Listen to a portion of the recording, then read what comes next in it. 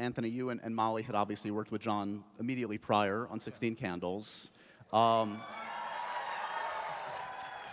audition necessary, I would imagine.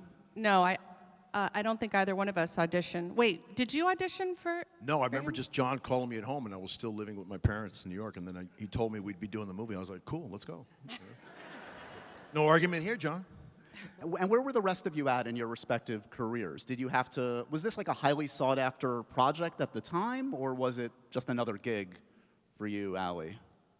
I don't know how highly sought after it was. I'm actually not really sure. John just called up and just said, I want you to come in. And he didn't have a script. He didn't give me a script. He was just talking to me about Allison, just a little bit.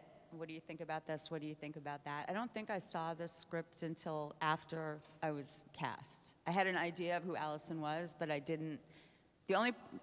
Wait, I knew you back then, didn't I? Did I know you? No, I don't think so. No. This has become a commercial for AARP. And I'm getting my monthly magazines now, and I don't appreciate that shit. Okay?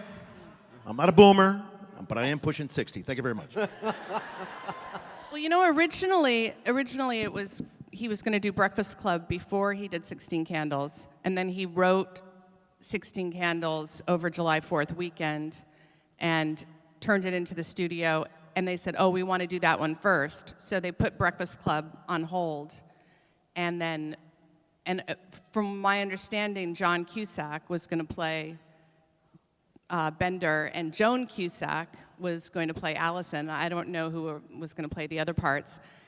And then after 16 Candles, he gave me the script. I don't know if he gave Michael the script or not. And originally, he had talked to me about playing Allison, but I wanted to play the other part because I felt like that was less like me. And then we did auditions in Los Angeles for the other parts. So you were present for the auditions, right? Because I remember that we were when they were auditioning for Bender, right? Yeah, I think that was the first time we were all together. Yeah. Was when he was looking for Bender, and that's when we all met Judd. Yeah. Yeah. And I was there to read for Allison.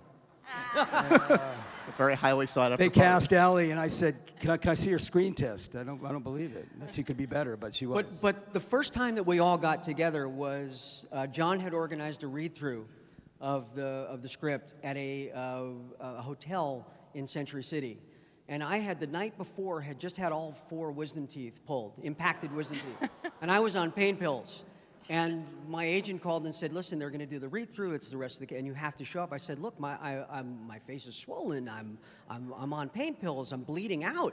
I said, they said, no, it's really important. You have to be there. I was like, okay. So they sent a car for me because I obviously couldn't drive. Got to the hotel, we did the read-through, and then at the end of the read-through, and that was the first time I think we'd all met. At the end of the read-through, John says, listen, I brought the first cut of my movie, 16 Candles.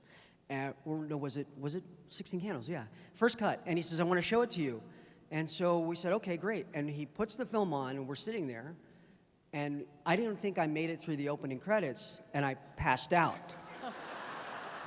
From the pain pills and just from the ordeal of having my teeth extracted. And I woke up at the end credits, and I looked at Judd, and Judd says, I think you're getting fired. True, right? And I believed it, too. I thought, oh, gosh, yeah, I just failed the final test here. So